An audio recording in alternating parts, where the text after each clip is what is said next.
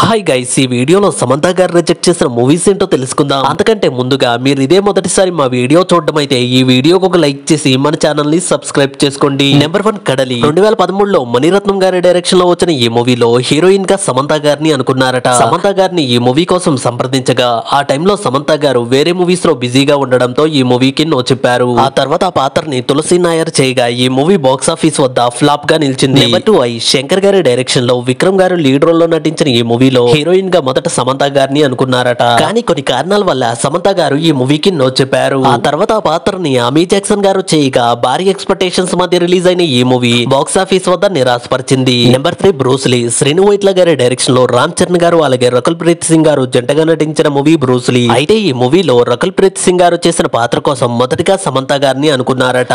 ఈ మూవీ కోసం సమంత గారిని సంప్రదించగా సమంత గారు ఈ మూవీకి కూడా నో చెప్పారు. ఆ తర్వాత ఆ పాత్రని రకుల్ ప్రీత్ సింగ్ గారు చేయగా ఈ మూవీ బాక్స్ ఆఫీస్ వద్ద ఫ్లాప్ గా నిలిచింది. నెంబర్ 4 నిన్ను కోరి శివ నిర్వాణ గారి డైరెక్షన్ లో నాని అన్న లీడ్ రోల్ లో నటించిన మూవీ నిన్ను కోరి. ఈ మూవీలో నివేదా థామస్ గారు చేసిన పాత్ర కోసం మొదటిగా సమంత గారిని సంప్రదించారట.